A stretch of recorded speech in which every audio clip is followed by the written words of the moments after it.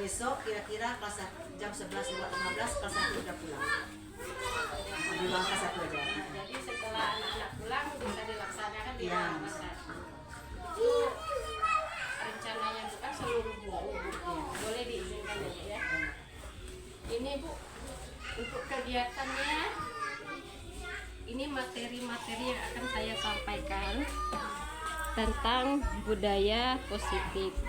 Hal ini mungkin berdampak, semoga bisa berdampak positif untuk rekan-rekan guru ke depannya agar kita bisa menerapkan budaya positif di sekolah, yaitu tentang kesepakatan kelas maupun yang lainnya. Dan di sini juga nanti akan kita tentang posisi kontrol seorang guru. Ini nih ya Bu ya. Bu, untuk peralatan sekolah apakah saya boleh meminjam, minta izin? Oh, boleh dipakai. Seperti proyektor, infocus dan layar Bu ya. Kalau memang boleh nanti saya siapkan ya Bu ya, untuk ruangannya saya Di kelas 1 kan besok pukul 11.15 ketika anak udah pulang sekolah. Anak kelas 1 ya. Terima kasih ya Bu ya atas izinnya Bu ya.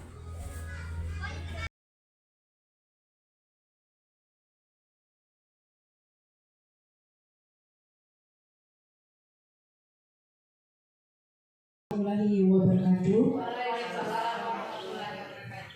Terima kasih atas kesempatan pada hari ini kita dapat berkumpul di ruangan kelas 1 ini dalam rangka pembebasan budaya positif. Baik, kita mulai.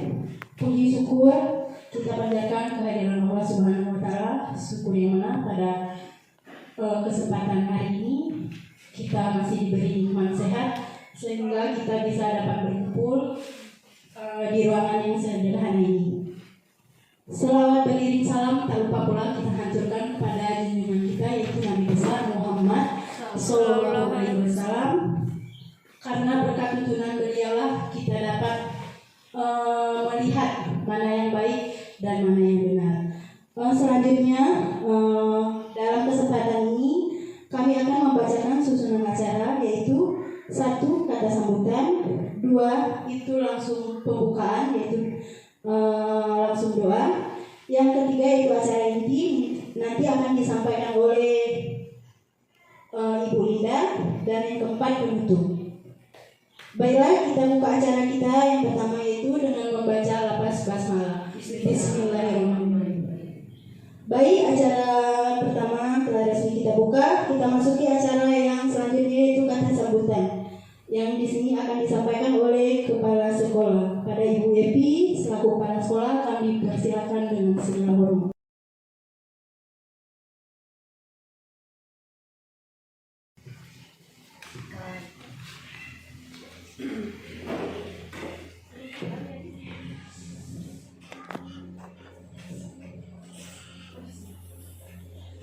Bismillahirrahmanirrahim. Assalamualaikum warahmatullahi wabarakatuh.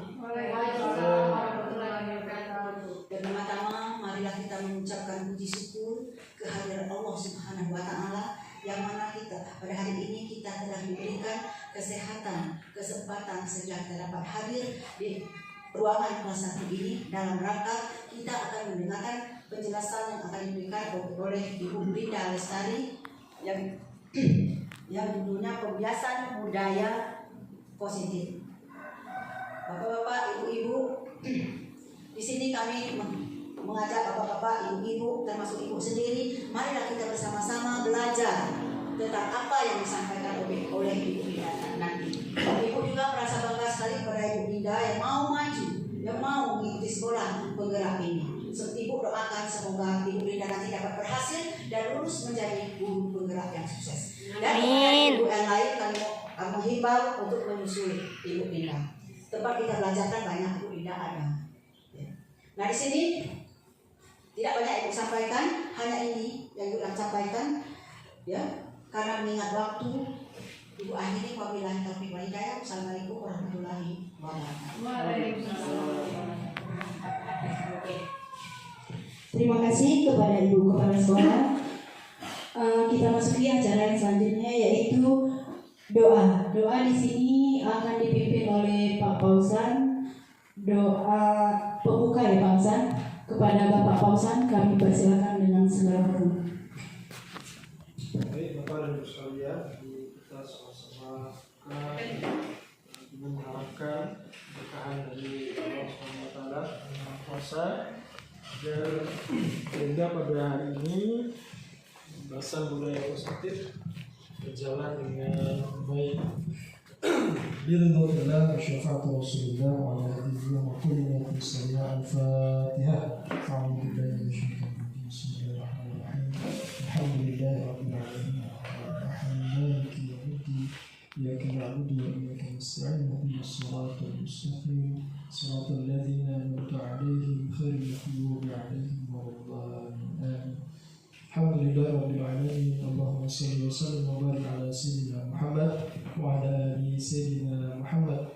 اللهم افتح علينا أبواب الخير وأبواب الرحمة وأبواب البركة وأبواب النعمة وأبواب الصحة وأبواب القوة وأبواب السلامة وأبواب الجنة برحمتك يا أرحم الراحمين. سبحان ربك رب العزة عما يصفون والحمد لله رب العالمين.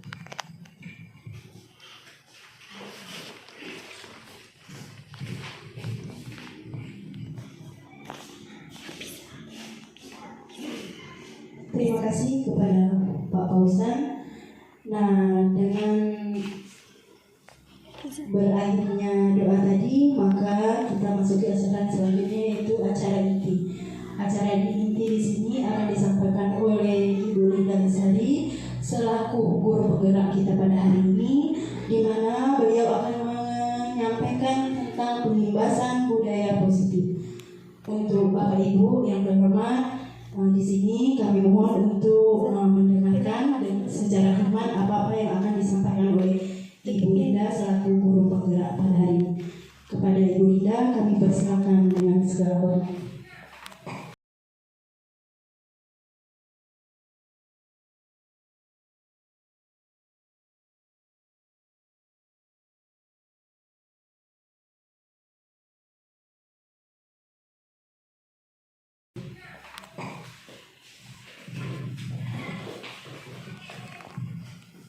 Bismillahirrahmanirrahim.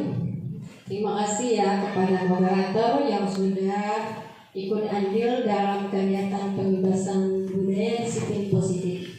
Nah, saya dari CGP Angkatan 11 akan menyampaikan sedikit apa yang kami dapatkan dari kegiatan CGP. Nah, sebelumnya saya mengucapkan Assalamualaikum warahmatullahi wabarakatuh. Yang terhormat Kepala Sekolah dan rekan guru, saya mengucapkan terima kasih ya, karena sudah mau menyisihkan waktunya untuk mengikuti kegiatan pengimbasan ini. Tidak banyak, saya langsung ke acara inti, yaitu menjabarkan pemahaman dan penerapan pengalaman budaya disiplin positif. Ini judul yang kita akan.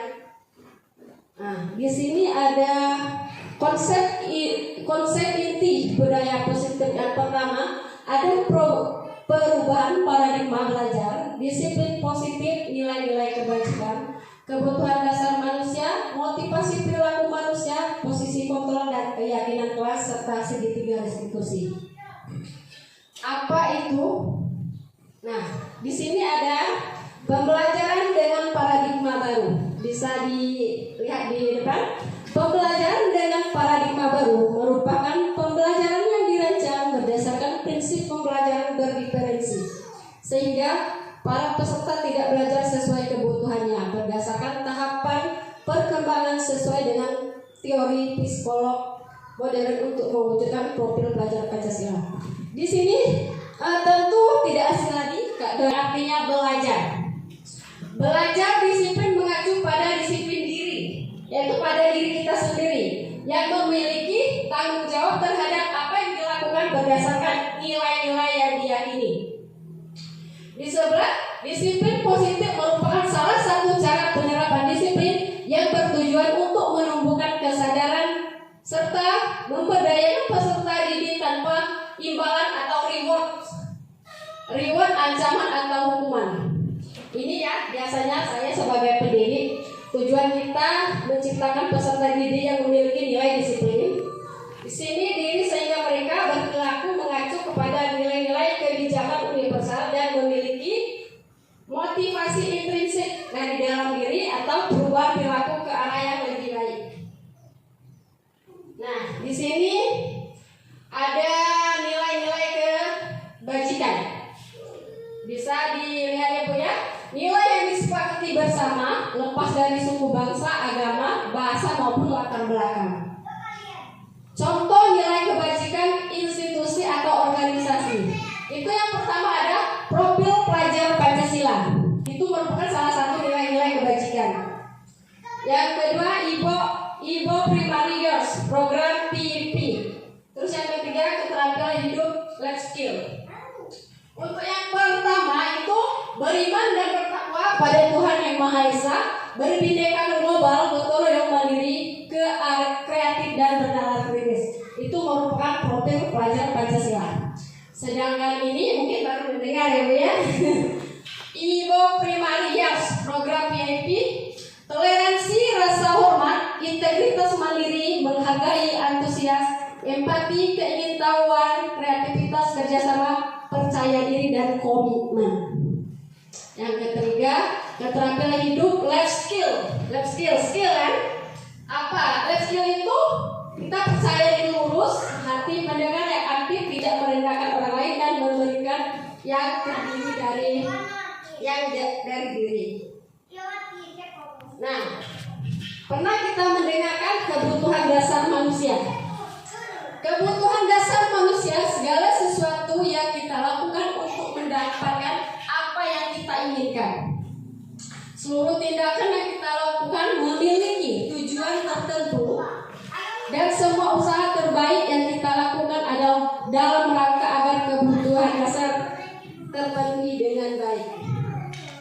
Nah, di sini ada lima kebutuhan dasar manusia.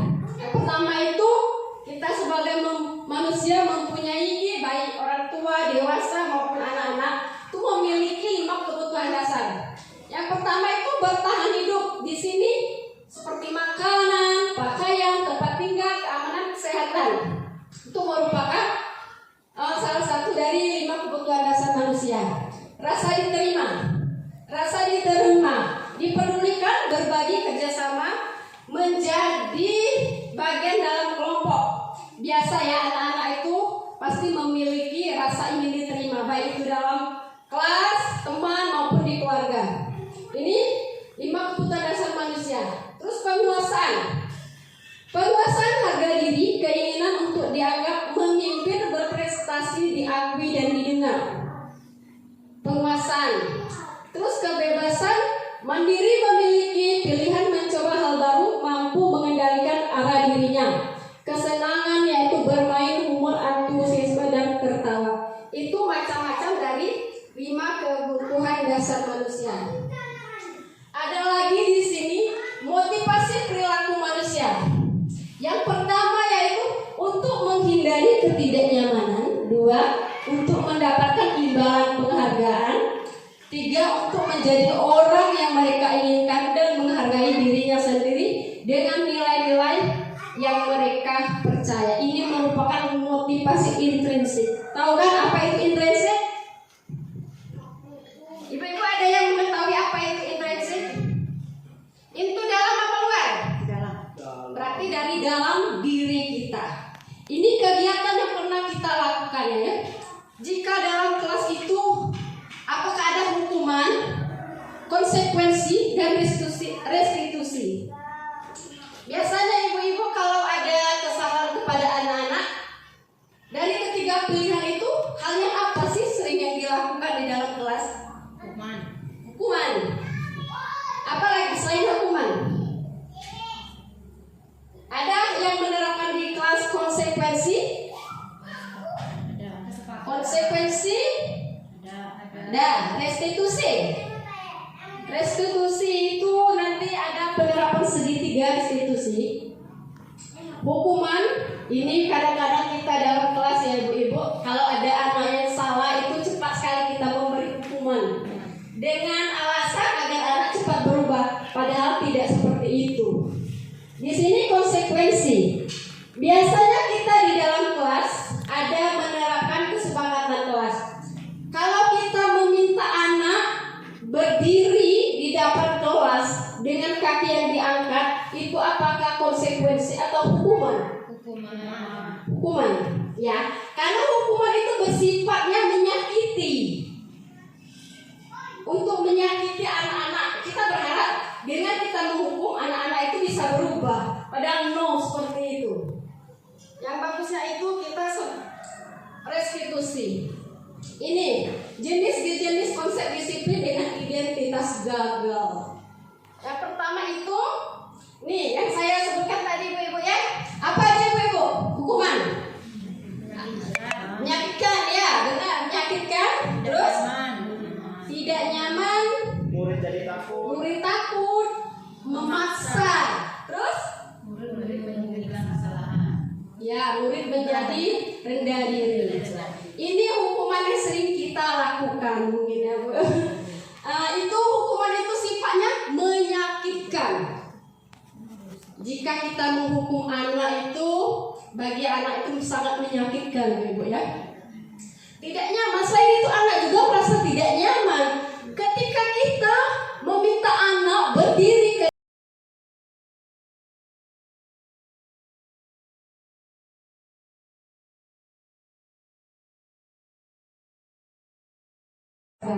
di sini ada hukuman dan penghargaan. Menurut ibu-ibu, hukuman itu bagaimana? Menyakitkan? Ya, bagaimana Bu? Menyakitkan, terus tidak nyaman. Murid takut, murid menjadi takut, memaksa, murid menyembunyikan rendah diri. Iya, murid merasa dengan rendah diri. Terus ada penghargaan.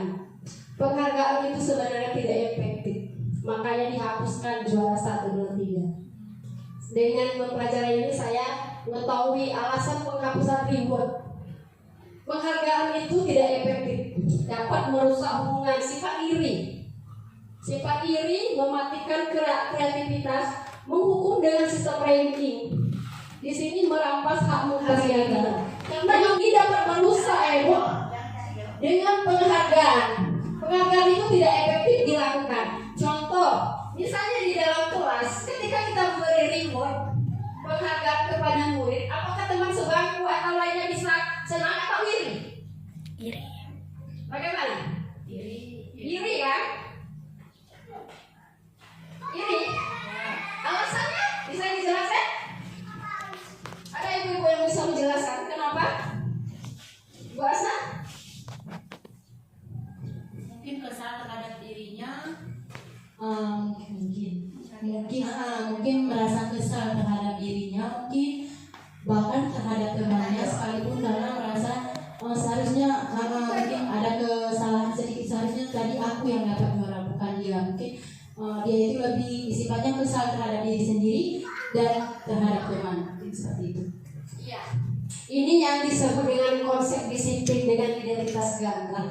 Ketika kita memberi hukuman dan penghargaan kepada siswa itu tidak efektif. Karena gini, penghargaan itu tidak efektif, bisa merusak hubungan antara teman sebangku, teman kelas. Makanya itu saya setuju dengan kurikulum merdeka itu menghapuskan ranking 1, 2, dan 3. Karena itu bisa menimbulkan sifat iri dari teman ke teman. Karena gini, bisa kita lihat ya peserta itu, ih kamu kan juara 1, masa kamu itu nggak bisa? Secara berlebihan kita mematikan kreativitas anak. Anak itu kurang aktif. Terus hukuman itu menyakitkan Bapak Ibu. Tidak nyaman, murid, kita memaksa murid. Berarti secara tidak langsung kita memaksa kehendak kita terhadap murid. Padahal itu no, tidak boleh.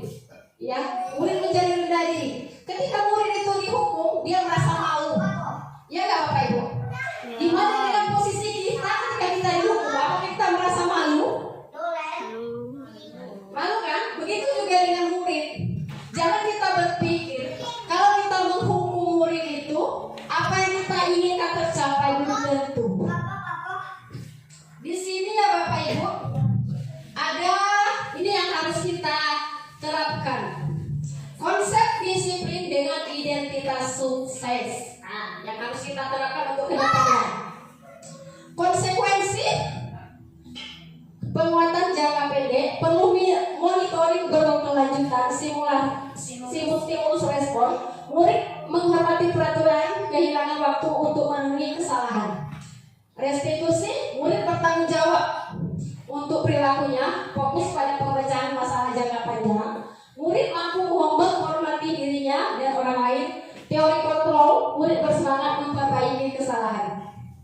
Kegiatan inilah yang harus kita terapkan di sekolah, karena ini dapat menimbulkan dengan identitas sukses. Ketika seperti yang dijelaskan oleh Ibu Evi tadi, ketika anak tidak membuat PR 10 ya Pak ya, 10, kita tidak boleh menghukum siswa dengan tegak di depan mengangkat kaki, melainkan kita harus memberi konsekuensi dengan kesepakatan kelas. Jika anak itu tidak membuat PR 10, maka akan konsekuensinya akan diberi tambahan. Konsekuensi itu bisa memperbaiki diri sendiri dengan kesepakatan kelas yang sudah kita terapkan. Jika anak mencoret meja, apa kita harus menghukum? Gimana? Menurut Bapak Ibu? Tidak, Anda sudah dinasihati saja. Nah, apa? Tidak usah dimarah. Karena dia kreativitas mereka. Mungkin kita mencoret bisa berala. Cuma kita memberikan nasihat saja supaya tidak coret itu. Kalau mencoret itu. Jalan keluarnya berarti kalau ada anak mencoret-coret dinding, mencoret meja, itu mungkin salah satu kreativitas anak ya. Memerdekakan murid, berhamba pada murid ya Bu. Oke nih Bapak Ibu, saya ingat filosofi KHD, yaitu kita itu guru diibaratkan dengan petani. Tahu nggak Ibu kenapa itu dijelaskan seperti itu? Alasannya? Karena kalau kita petani, tanah itu mau campur, dipupuk, baru ditanam, dari tanam dipupuk, disiangi. Nah, kalau di Mas kan kita sebagai guru, Kita sebagai guru itu mendidik anak-anak yang misalnya tadi suka coret-coret, kita bilang saja jangan coret di sini, coret di buku. Kalau anak yang misalnya suka menzalimi kawan, kita beri nasihati. Hal itu suatu perbuatan yang tidak baik. Banyak persiapan. banyak besar. Oke ya Bapak Ibu, saya di filosofi, mungkin Pak Andre sudah pernah dengar ya, filosofi Ki Hajar Dewantara. Kita seorang guru diibaratkan dengan petani. Tujuan kita dengan petani itu sama. Petani tujuannya menghasilkan panenan yang baik, ya kan Bapak Ibu? Sedangkan kita sebagai guru ingin menghasilkan murid yang berprestasi, yang berakhlak mulia seperti visi kita. Kenapa dibilang gitu? Petani itu jika dia menanam padi, tumbuhnya hanya padi, tidak mungkin kacang, ya kan? Begitu juga dengan kita guru. Jika kodrat anak itu suka menulis atau suka menggambar, kita memaksa kehendak kita itu salah. Tugas kita itu menuntun, bukan merubah yang sudah ada. Menuntun murid, jika dia hobi menggambar kita kasih, kita lengkapi. Kalau petani itu dirawat, jika dia ingin hasilnya bagus, dia rumput, dikasih pupuk, ya. Begitu juga dengan kita seorang guru. Itu masih saya ingat Ibu, filosofi KHD itu sangat terbenam. Sama ya, tujuan kita dengan petani itu menghasilkan yang terbaik. Nah, kita kembali lagi ke sini. Nah, di sini perbedaan. Di sini ada contoh kasus. Siswa sering tidak mengerjakan PR. Hukuman, guru menghukum siswa tersebut hormat bendera selama 10 menit, guru marah dan murid takut. Konsekuensinya, guru memberikan konsekuensi untuk mengerjakan PR-nya saat istirahat atau dikerjakan sebanyak 3 kali lipat. Guru tegas dan siswa menghormati peraturan. Seperti yang dikatakan Ibu Evi tadi ya, jika anak yang tidak membuat PR, kita konsekuensinya beri dia kesempatan untuk menyalin PR ketika istirahat ya Bu ya. Restitusi. Guru menanyakan keyakinan kelas dirinya dan membantu siswa menyelesaikan masalahnya. Guru terbuka dan menghormati dirinya dan orang lain. Dari ketiga ini, itulah ketika ada perbedaan kasus. Jika ada siswa yang tidak membuat PR, kita jangan menghukum ya, melainkan kita harus memberi konsekuensinya dan melakukan restitusi segitiga. Saya pernah menerapkan. Nah, di sini Bapak Ibu, 5 posisi kontrol. Satu penghukum, pembuat rasa bersalah, teman, pemantau, dan manajer. Dari kelima posisi kontrol ini, manakah yang sering dilakukan oleh Bapak Ibu? Dari kelima posisi kontrol. Teman. Ada lagi? Pemantau, sering. Mantau siswa ya. Ada lagi? Ya. Ada 5 ini posisi kontrol kita. Yang sering kita lakukan di sekolah itu Saya jadi pemantau. Adakah yang sudah melakukan manajer? Secara tidak langsung kita sudah melaksanakan. Ya, mungkin secara tidak langsung kita sudah menerapkan. Namun step by stepnya kita kurang memahami ya. Nah, belum terstruktur. Menghukum ini. Kalau saya dulu yang sering saya lakukan menghukum.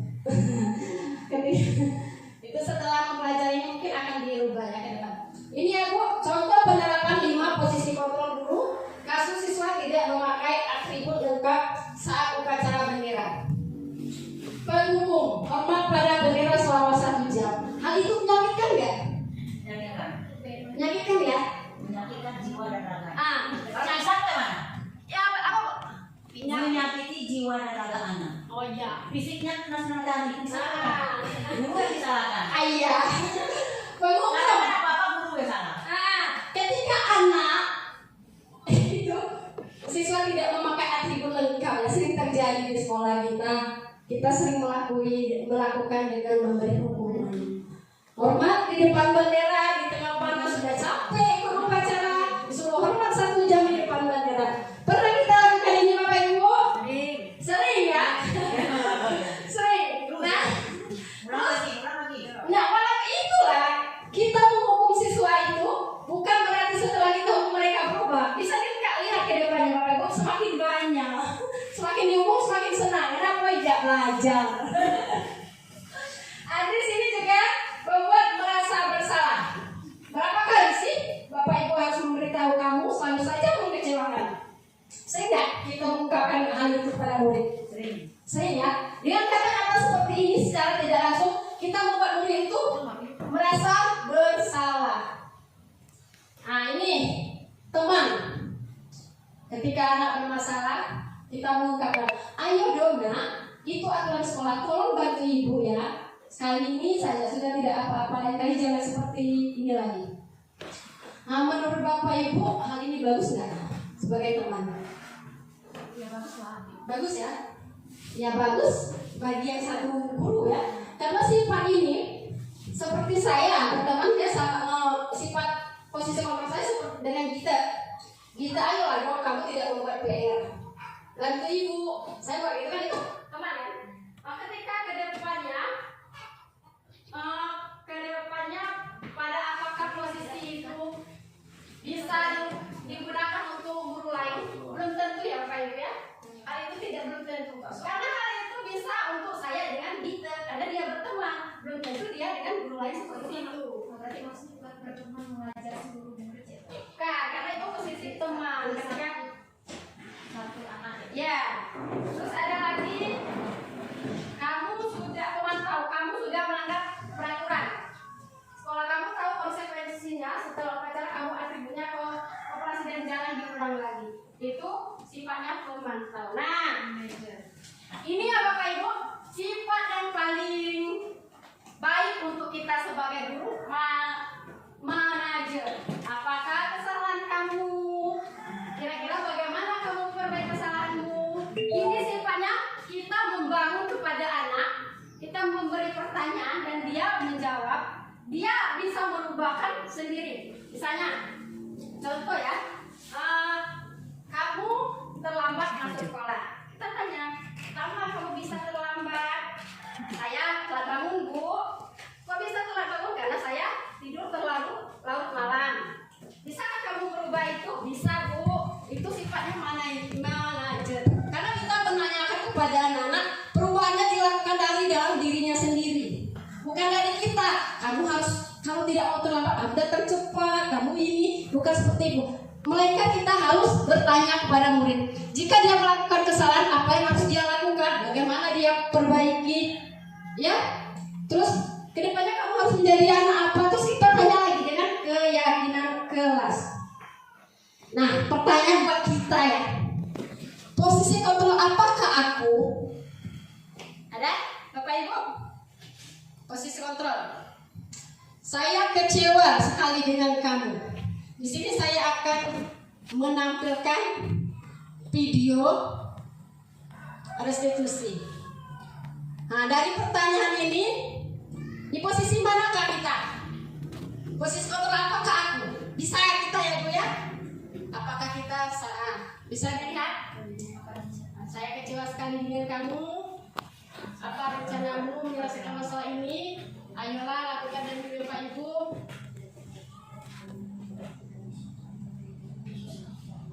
Nah, posisi apakah kita? Bagaimana Bapak Ibu? Apakah kita kontrol, teman, manajer? Di sini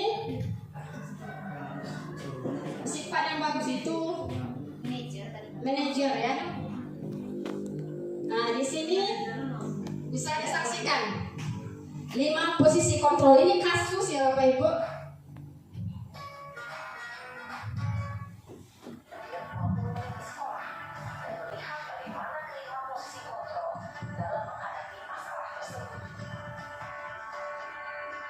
Posisi penghukum.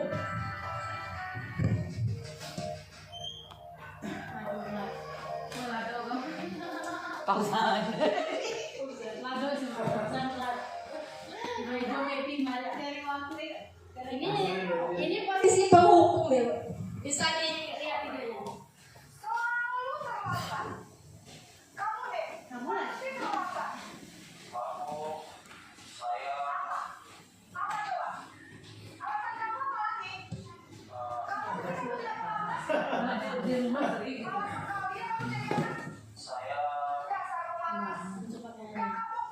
Ini sifatnya menghukum.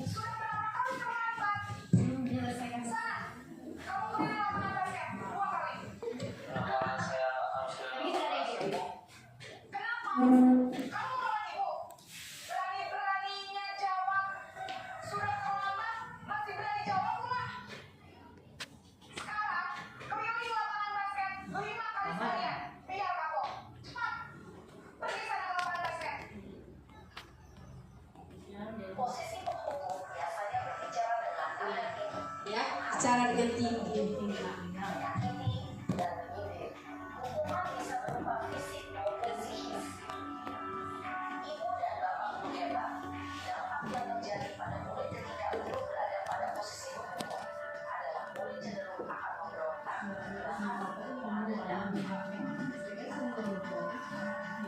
kalau kita menghukum memberontak, seperti Sandi kalau dihukum malah tidak mau.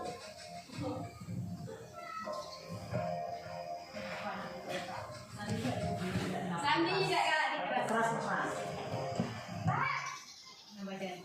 Naren. Naren. Kamu kenapa terlambat lagi, Nak? Ya Tuhan, Naren. Ini sifatnya apa, Bu? Kamu senang ya bikin ibu? Beda kan? Dia yang bicara ya. Kamu terlambat lagi. Nanti ibu yang ditegur bapak kepala sekolah, Nak. Disangka ibu tidak bisa membina kamu. Duh, gimana ini? Ada rasa bersalah ya. Gusti Naren. Kamu suka. Ya, ini sifatnya posisi kontrol membuat rasa bersalah kepada murid. Sekarang ibu harus tulis apa yang di buku absen? Ini kamu sudah sering terlambat loh. Ibu harus apa coba? Maaf Bu, maaf sekali. Ya sudah, lain kali jangan bikin ibu susah lagi ya Nak ya. Ibu tidak akan kuat lagi kalau kamu begini terus. Bisa jantungan kalau ibu ditegur bapak kepala sekolah. Sana cepat ke kelas. Maaf ya Bu, maaf sekali. Posisi membuat rasa bersalah, berbicara dengan nada tenang, cenderung lembut.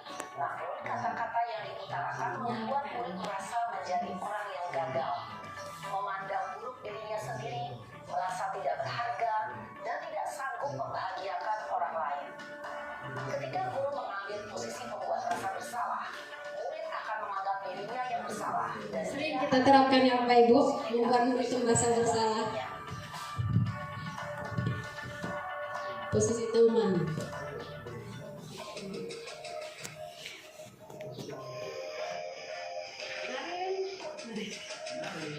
Lembutnya teman. Lembut lah. Selamat pagi Bu. Wah, sudah jam berapa ini Nak? Beda ya Ibu ya, nada bicaranya. Ibu saya belum membangunkan saya Bu. Si teman ini sifatnya. Mendengarkan ibu kamu. Kamu bukannya anak yang larinya paling kencang. Kok terlambat sih? Iya Bu, saya memang terlambat bangun tadi.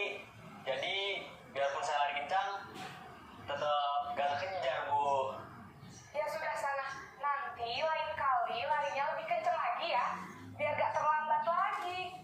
Bikin senang ibu. Demi ibu. Bisa kan? Bisa Teman ya. Bu. Bisa kan sering Kita mengucapkan demi saya. Ibu beresin urusan absen kamu. Kamu ini ada-ada saja. Ini posisi kontrol sebagai teman. Dalam posisi teman, guru berbicara dengan nada suara Ya, lama kan kalau posisi teman? dan guru untuk menjaga suasana tetap santai. Murid akan merasa senang, aman, dan akrab dengan guru.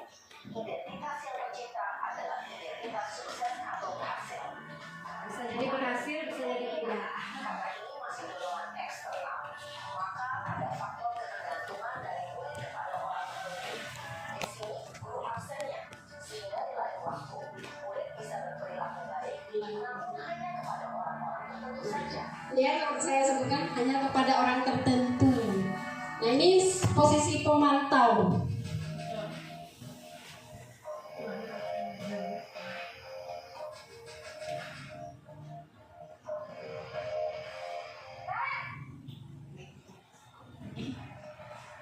Selamat pagi Bu. Nah, apa peraturan sekolah kita tentang jam berapa kita harus lulus? Harus di sekolah jam 7 Bu. Iya betul. Sekarang sudah jam 7.20. Kalian sudah tahu konsekuensinya jika terlambat hadir? Paham Bu, saya harus tinggal kelas pas jam istirahat selama 20 menit. Iya benar. Konsekuensinya demikian. Jadi nanti jam 9.30 pas istirahat, kamu harus tinggal di kelas, kerjakan tugas tambahan untuk ketertinggalan kamu, ya? Baik Bu. Ini kau sifatnya pemantau. Posisi pemantau mengandalkan penghitungan atau data untuk mengontrol mengarahkan murid berdasarkan peraturan dan konsekuensi. Seorang pemantau menunjukkan bahasa tubuh dan ekspresi wajah yang datar dan cenderung formal. Nah, ini posisi yang harusnya kita terapkan sebagai guru. Manajer.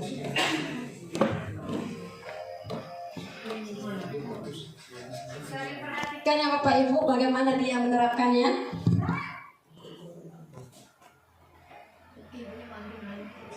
Selamat pagi Bu. Selamat pagi, Naren. Maaf Bu, saya terlambat. Ya, sekolah masuknya jam 7, sekarang sudah jam 7.20. Jadi sekarang bagaimana nih, Naren? Maaf Bu, saya lupa alarm saya semalam. Baiklah, menurut kamu, keyakinan sekolah yang mana yang perlu kamu tingkatkan? Menghargai diri sendiri dan orang lain mungkin ya Bu. Setuju. Jadi, apakah Naren meyakini prinsip saling menghormati tersebut? Iya Bu, saya mikirnya Apakah Naren bersedia memperbaiki masalah keterlambatan ini? bersedia Bu. Bagaimana kamu akan memperbaiki masalah keterlambatan ini? Saya akan coba untuk tidak lupa menyetel alarm saya Bu. Baik, kalau Naren lupa menyetel alarm di rumah, ada orang yang kira-kira bisa bantu mengingatkan tidak? Ada Bu, kakak saya, Kak Emma. Ada lagi selain Kak Emma? Selain Kak Emma, ada ibu saya. Baik, jadi yang mengingatkan Naren adalah Kak Emma dan ibu kamu ya? Kira-kira akan mulai setel alarm kapan nih, Naren? Setelah pulang sekolah, akan segera saya lakukan. Baik, jadi Naren akan setel alarm untuk bangun besok pagi dan akan diingatkan oleh kakak dan ibunda Naren ya. Ada lagi yang mungkin perlu dilakukan Naren agar tidak terlambat bangun lagi. Tidak ada Bu. Baik Naren, terima kasih untuk kerjasama kamu. Sekarang kamu perlu kembali ke kelas untuk belajar. Baik Bu, terima kasih. Iya. Posisi manajer adalah posisi kontrol yang disarankan untuk memimpin murid memiliki sikap disiplin yang positif, yaitu murid yang mandiri, bertanggung jawab, dan dapat memecahkan masalah. Tujuan dari posisi ini adalah agar murid dapat berefleksi atas tindakannya. Guru akan dengan tulus memberikan pertanyaan-pertanyaan bermakna, sehingga membuat murid dapat belajar dari kesalahannya dan mencari sebuah solusi untuk menyelesaikannya. Cari masalah, selesaikan masalah. Nah,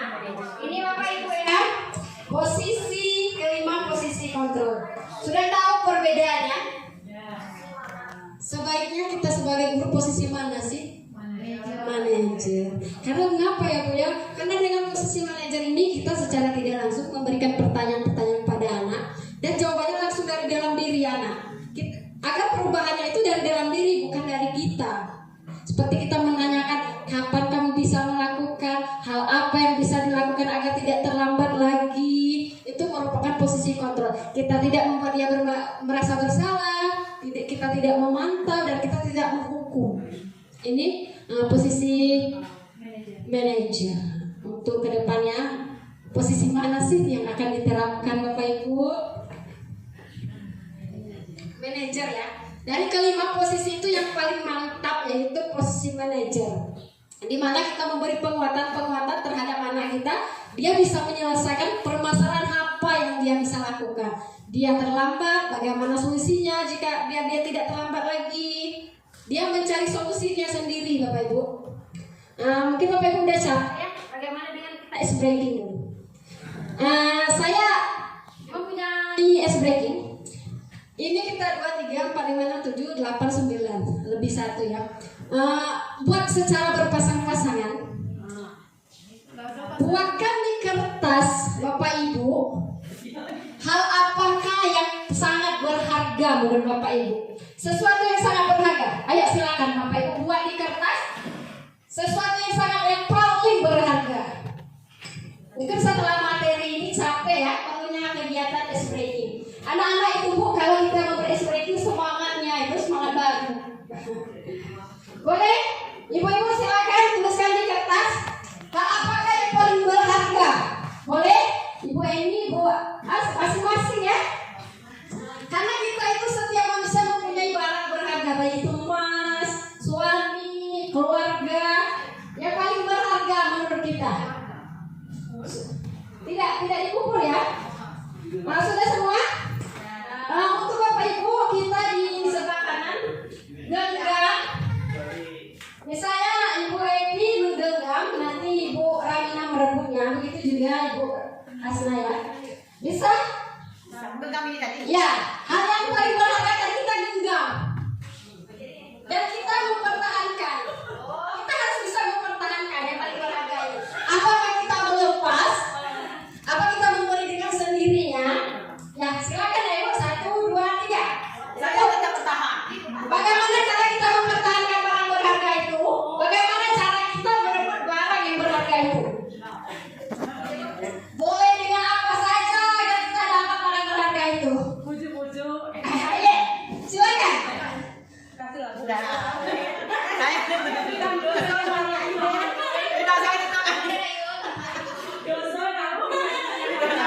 saya tidak perlu uang. Bukan merupakan saya.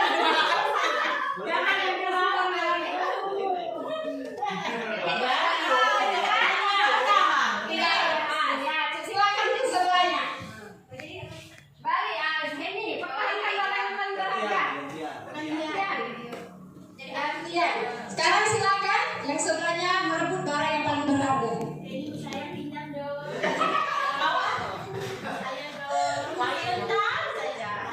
Apa sih itu? Pinjam boleh. Boleh. Karena ini berharga. Boleh dipinjam, boleh dipinjam. Oke, cukup ya Bapak Ibu. Saya mau bertanya kepada Bapak Ibu, bagaimana sih perasaan kita mempertahankan barang berharga itu? Bisa dijelaskan? sangat sulit. Walaupun susah kita pertahankan, namun kalau sudah tercapai kita genggam. Apa yang kita pegang kita merasa senang sekali. Ada lagi Ibu Asna yang berharga apa? Pertahankan. Apa yang dipertahankan? Waktu bisa dipertahankan, berharga ya waktu. Baik, di sini tadi kami menulis waktu ya, karena belajar dari video yang kita terangkan tadi adalah masalah keterlambatan. Jadi di sini kami dapat ilmunya, berarti waktu itu sangat berharga. Mungkin seperti itu. Kalau untuk mempertahankan sesuatu yang berharga, mungkin apa ya ibaratnya banyak lika-likunya mungkin, atau banyak perjuangannya untuk mempertahankan yang namanya sesuatu berharga itu. mungkin pencapaiannya susah dan untuk mempertahankannya juga cukup susah. Mungkin demikian. Terima kasih ya Bu Ibu. Ternyata kalau mempertahankan barang yang paling berharga itu sangat kuat. Jika saya itu pernah mengikuti SBRI itu, hal yang paling berharga saya keluarga. Dimanapun ada teman saya dia menggelitik, menanjamkan rambut saya untuk mengambilkan barang yang berharga itu, karena menurut saya itu sangat berharga, maka apapun caranya saya harus mempertahankan. Begitu juga dengan posisi kontrol kita ya Pak Ibu. Mana posisi yang paling bagus itu yang kita pertahankan. Mana yang kurang bagus itu yang kita lupakan, perbaikan. Oke Bapak Ibu, kita lanjut lagi di materi kita ya. Nah di sini pembentukan keyakinan kelas. Nah, bagaimana pembentukan keyakinan kelas? Lebih abstrak daripada peraturan, sedikit saja biar mudah diingat. Adalah kita membuat kesepakatan kelas itu ibu-ibu tidak boleh banyak-banyak, terus tidak mengandung unsur negatif. Misalnya kita membuat kesepakatan kelas itu tidak boleh bohong. Tidak itu kan negatif. Negatif apa positif bu? Kata-kata tidak negatif. Tidak boleh terlambat. Itu tidak boleh kata-kata tidak. Jadi kita menggantikannya dengan seperti ini. Kalau tidak boleh terlambat itu boleh Bu. Datang tepat pada waktunya. Nah, bisa diganti on time, datang tepat pada waktunya. Karena dalam kesepakatan kelas itu Bapak Ibu kita tidak akan membuat tidak boleh terlambat, tidak boleh keluar masuk jam pelajaran. Tapi kita harus menggantikan dengan kata-kata positif. Seperti yang dikata Ibu Epi tadi, jika tidak kesepakatan kelasnya tidak boleh terlambat berarti on time ya, disiplin, datang lebih awal. Itu ketika kita membuat kesepakatan kelas, hindari kata-kata negatif ya.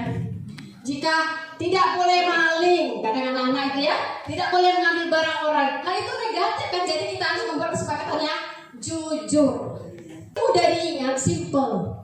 Jika keluar masuk jam pelajaran tidak boleh ribut, itu apa kalau di kelas itu kesepakatan kelasnya? Hal yang manduk positif, disiplin ya disiplin ya Bu ya. Ini kan dibuat dalam bentuk positif. Kesepakatan kelas itu kesepakatan antara guru dan murid yang tidak dilanggar. Jika dilanggar, apa kita menghukum atau konsekuensi ya Bapak Ibu? Kita tidak boleh menghukum sebagai guru ya. Nah, di sini pernah saya terapkan praktek segitiga restitusi. Suatu proses dialog. Di sini pernah diingatkan ya Bapak Ibu, untuk menyelesaikan suatu permasalahan siswa kita tidak harus mempunyai guru BK. Karena kita sebagai guru mampu dan bisa menerapkan segitiga restitusi. Ini langkah-langkahnya Ibu. Segitiga restitusi itu yang pertama itu yang dibawa mendatang. Ketika anak itu bermasalah, apakah kita langsung marah, kamu nakal ini? Apakah kita seperti itu Ibu? Ya, Banyak itu ya. Mungkin belum menerapkan segitiga restitusi. Seharusnya gini ya Ibu ya. Menstabilkan identitas. Anak-anak yang bermasalah itu kita stabilkan identitas. Ketika anak itu berantem, kita marah, kamu ini nakal. Anak itu justru panas kan? Emosi. Ini yang harus kita lakukan sebagai guru. Ada anak-anak, ngapa kamu berantem? Dia mau ganggu aku keluar. Dia ngambil uang aku. Wajar ya kamu marah karena uang kamu diambil. Itu kita stabilkan identitasnya. Dari dia emosi, ketika kita bilang wajar ya karena itu kamu mempertahankan hak kamu, dia tenang kan? Tapi kalau kita menjawab kamu pulau duit diambil marah-marah, apakah anaknya dingin atau tambah marah? Tambah marah ya Pak Ibu. Namun kalau kita membuat Bu ambil lagu tuh Bu karena diambil dia, kita jawab pada anak wajar kamu marah ya karena kamu mempertahankan hak kamu, ya kan? Itu namanya menstabilkan identitas. Pernah melakukan yang Pak Ibu? Nah, yang kedua ini validasi tindakan yang salah. Kita menanyakan kepada murid, kamu pasti punya alasan mengapa kamu melakukan hal itu. Pasti murid itu menjawab kan, alasannya kamu diambil. Di sini juga kita bilang kepada anak, padahal kamu itu bisa melakukan lebih buruk dari itu. Kamu patut bangga karena telah melindungi sesuatu yang penting buat kamu. kita mengajukan pertanyaan kepada murid ini, Bu. Karena dia itu bisa mencari solusi apa yang sudah dia perbuat. Nah, selain itu kita menanyakan keyakinan kelas. Kan kita sudah membuat keyakinan kelas. Ketika dia berantem, itu keyakinan kelas apa sih yang dia langgar? Apa sih, Bu, kira-kira? Kalau berantem di kelas, orang lain. ada yang sudah membuat kesepakatan kelas? Ada. Ya, sudah ada ya. Mantap ya, boleh dikasih tepuk tangan itu. Kesepakatan kelas itu kan kita buat ya. Kesepakatan kelas. Kalau anak berantem itu melanggar kesepakatan kelas seperti apa itu? Menghargai orang lain. Apa? Menghargai orang lain. Menghargai orang lain. Pernah kita di kelas sudah pernah ya, sudah ada kesepakatan kelas. Kalau ada anak yang berantem, lago berarti dia melanggar kesepakatan kelas dengan tidak menghormati orang lain. Hal itu harus dirubah. Thank you ya Bapak Ibu, selesai materi kita yang terakhir itu kesepakatan kelas. Saya meminta kepada guru-guru ya, karena kita sudah mempelajari tentang budaya positif. Untuk kedepannya, ayolah kita bersama-sama merubahkan mindset kita yang sudah lama hilang menjadi lebih baik. Kalau bisa kita jauhi dengan menghukum siswa dan kita terapkan sifat manajer. Karena menurut Bapak Ibu sifat mana sih yang paling bagus? Jelas manajer ya. Untuk kedepannya kita terapkan secara bersama-sama. Mungkin itulah materi dari saya ya Bapak Ibu. Saya berharap apa yang saya sampaikan bisa bermanfaat. Untuk Bapak Ibu jika ada yang kurang jelas boleh bertanya ya. Dan saya akhiri. Wabillahi taufiq wal hidayah. Wassalamualaikum warahmatullahi wabarakatuh.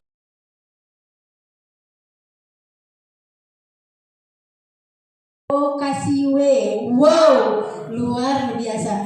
Terima kasih kepada Ibu Linda yang mana telah menyampaikan materinya cukup panjang dan lebar. Kepada Bapak dan Ibu Dewan Guru yang kami hormati, sekiranya kita dapat mengambil hikmah apa yang telah disampaikan oleh Ibu Linda ini tadi, di mana pengimbasan budaya positif ini. Berarti intinya di sini kita dianjurkan untuk menerapkan budaya yang positif, jadi menghilangkan yang negatif. Jadi harapan kami begitu pula dengan Ibu Linda, dari pengimbasan budaya positif ini nanti kita bisa menerapkan kepada murid-murid kita. Demikianlah rangkaian acara kita pada hari ini. Sekali lagi kami ucapkan terima kasih kepada Ibu Linda yang telah memaparkan materinya begitu cukup panjang dan lebar dan ringkas. Kita lanjut ke acara selanjutnya yaitu penutup. Kita ke penutup. Kayaknya segar ambil di depan. Marilah sama-sama kita tutup acara ini dengan membaca lafaz hamdalah. Alhamdulillah. Baik, saya selaku pembawa acara pada siang hari ini, sekali lagi saya ucapkan terima kasih banyak atas waktu dan kepercayaan daripada rekan-rekan sekalian. Mohon maaf kalau ada salah kata dan mohon ampun kepada Tuhan. Saya akhiri, wassalamualaikum warahmatullahi wabarakatuh.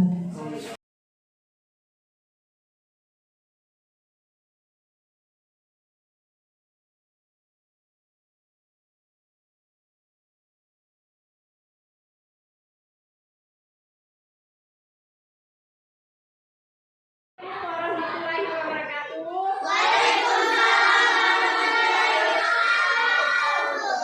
Baiklah anak-anak, pada kegiatan ini marilah kita membuat kesepakatan kelas. Tahu kesepakatan kelas? Tahu. Nah, kita harus membuat kesepakatan kelas.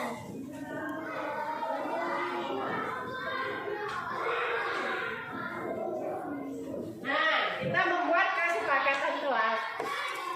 Dan Ibu akan memberikan sticky note ini untuk anak-anak Ibu. Kalian membuat kesepakatan kelas apa aja yang kalian ingin gambar, bisa juga itu sesuai keinginan kalian ya.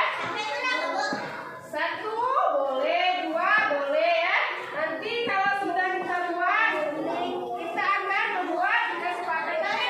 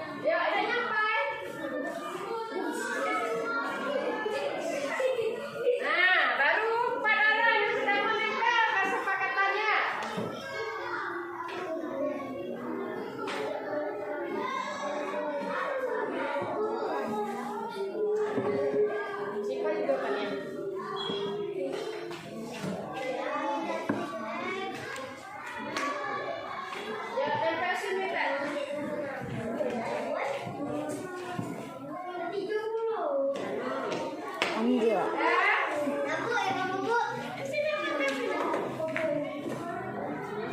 Cantik.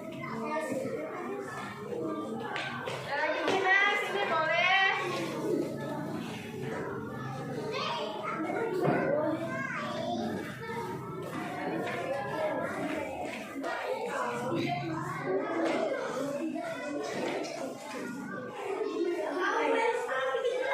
Ya, silakan yang sudah.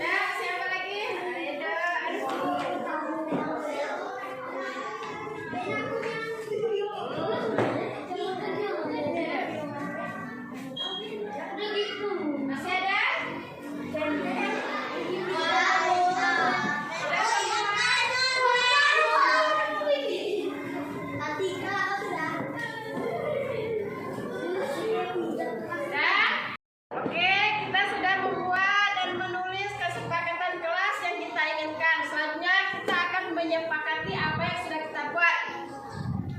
Di sini aktif dalam saat belajar. Sepakat? Aktif saat belajar.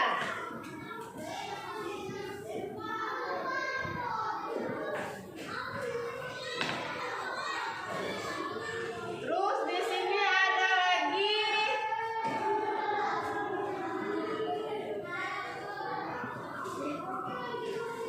berkolaborasi.